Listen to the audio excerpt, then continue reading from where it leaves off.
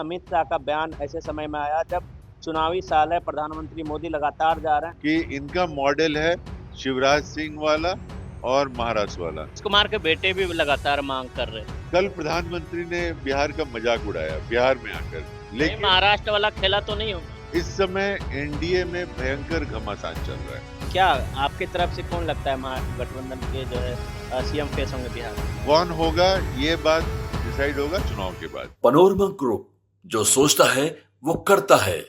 नमस्कार, आप देख रहे हैं न्यूज हाट। मैं हूं कुमोद कुमार। अमित शाह का एक बयान आता है कि बिहार का मुख्यमंत्री कौन होगा, नीतीश कुमार को लेकर उन्होंने कहा कि जब चुनाव होगा तब उसके बाद जो है फैसला होगा। चूंकि एनडीए जो है नीतीश कुमार के नेतृत्व में ही चुनाव लड़ेगी। दूसरी बात यह है कि जेडीयू लगातार कह रही है कि नीतीश कुमार को जो है मुख्यमंत्री जो है घोषित किया जाए, तभी जो है बिहार में चुनाव होगा। इसको लेकर हम ज्यादा बातचीत करेंगे।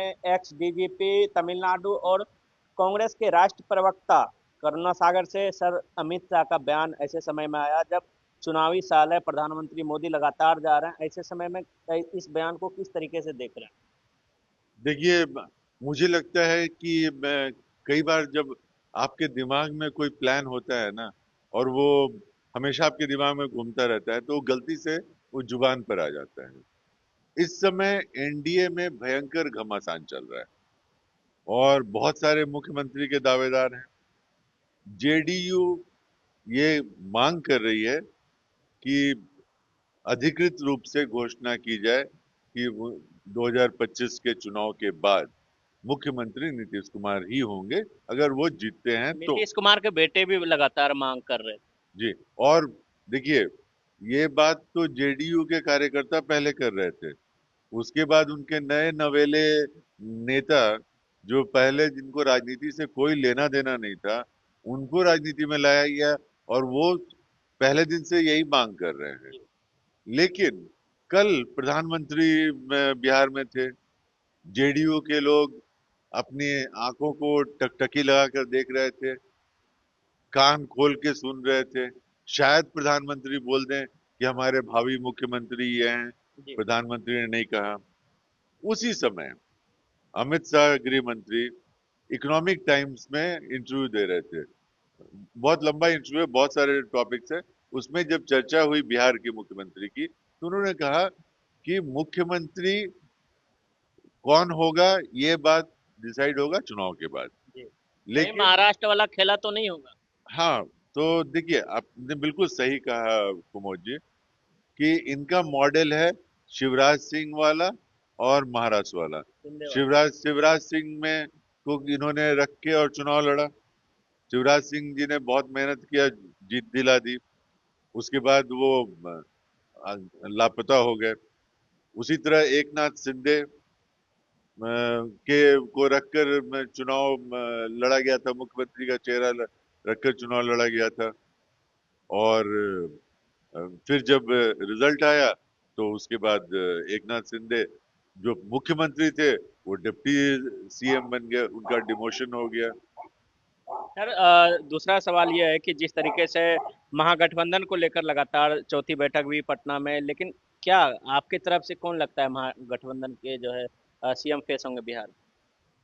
देखिए, हम 2025 के चुनाव में मुद्दों पर लड़ने वाले हैं, क्योंकि इस समय बिहार की जनता, ये जो 2005 से जो नीतीश सरकार जो चलती आ रही है, जिसमें बीजेपी साझा रही है, और पिछले 11 साल से डबल इंजन की सरकार भी चल रही है, तो ये बीजेपी और जेडीयू की लगातार जो सरकार पिछले 20 सालों से चलती आ रही है, ये सरकार हर पैमाने पर विफल हो चुकी है।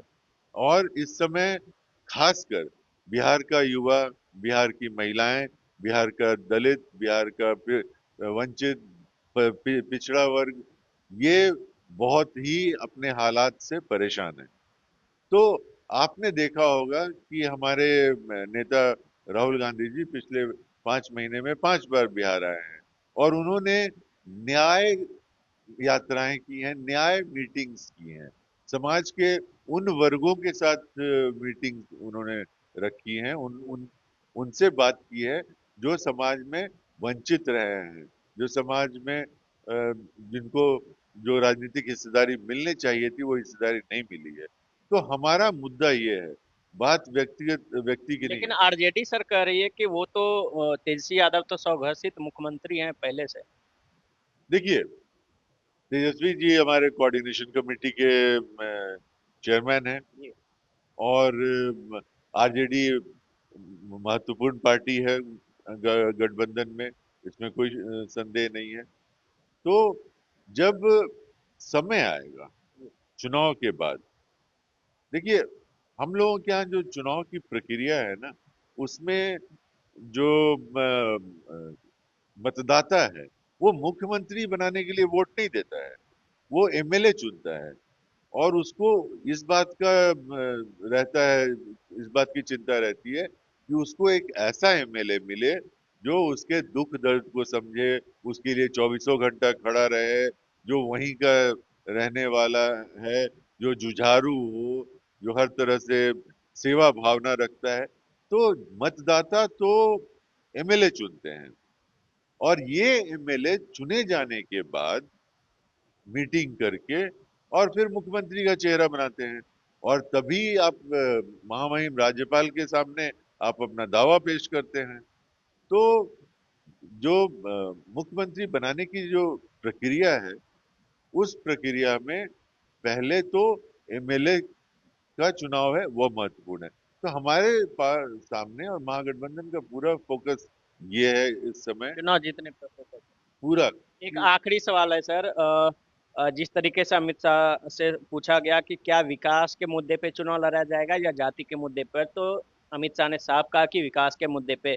तो क्या महागठबंधन किस मुद्दे पे चुनाव लड़ेगी? क्या जाति के मुद्दे पे चुनाव लड़ेगी, जिस तरीके से बिहार की राजनीति ही जाति के मुद्दे पर हावी रहती देखिए, हमारा मुद्दा विकास है और सामाजिक न्याय के साथ विकास है।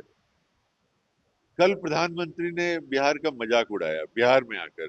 उन्होंने कहा कि हम जल्दी ही भारत विश्व की तीसरी सबसे बड़ी अर्थव्यवस्था बनने जा रही है और उसमें बिहार का बड़ा योगदान होगा। बिहार का योगदान उसमें यही रहेगा कि बिहार के मजदूर सूरत की फैक्ट्रियों में जाकर, अहमदाबाद की फैक्ट्रियों में जाकर वहां पर जो मजदूरी करेंगे वो योगदान देंगे। बाकी बिहार जो इस समय देश का सबसे गरीब है, जो सबसे ज्यादा, जहां पढ़ाई लिखाई लिटरेसी रेट सबसे कम है, वो राज्य को इससे क्या फर्क पड़ता है कि आप तीसरी चौथी पांचवी कौन सी अर्थव्यवस्था बनते हैं। सबसे महत्वपूर्ण यह है कि आम जनता के जीवन में क्या जो पॉजिटिव प्रभाव पड़ता है कि नहीं पड़ता है। और किसी भी सरकार की जो स्कीम्स होती हैं, उसका मतलब वही होता है कि जो आम जनता है उसकी जिंदगी उससे बेहतर हो उस स्कीम के द्वारा। तो इसलिए हमारा जो फोकस रहेगा वो फोकस रहेगा विकास और सामाजिक न्याय के साथ विकास। जिसकी जितनी हिस्सेदारी उसकी उतनी भागीदारी, ये मुद्दा होगा। और जब विकास की जो अ, जो फूल जो होगा वो हर घर में जब खिलेगा तभी विकास का मतलब होगा। अगर जो महात्मा गांधी ने भी क्या कहा था कि कोई भी स्कीम अगर सरकार लाती है तो समाज के जो आखिरी पायदान पर जो आदमी खड़ा है, अगर उसको उससे फायदा नहीं होता है तो स्कीम बेकार है। तो इसी तरह से जो हमारी जो मैनिफेस्टो जो हम लोग बना रहे हैं, जो प्रॉमिसेस लेके, जो वादे लेके हम लोग जनता के सामने जा रहे हैं, जो मुद्दे हम लोग जनता के सामने उठा रहे हैं, वो मुद्दे विकास है और सामाजिक न्याय के साथ विकास। चलिए, ये थे हमारे साथ बातचीत करने के लिए तमिलनाडु के पूर्व डीजीपी और कांग्रेस के राष्ट्रीय प्रवक्ता करुणा सागर जी। आप देखते रहिए न्यूज़ 8। धन्यवाद।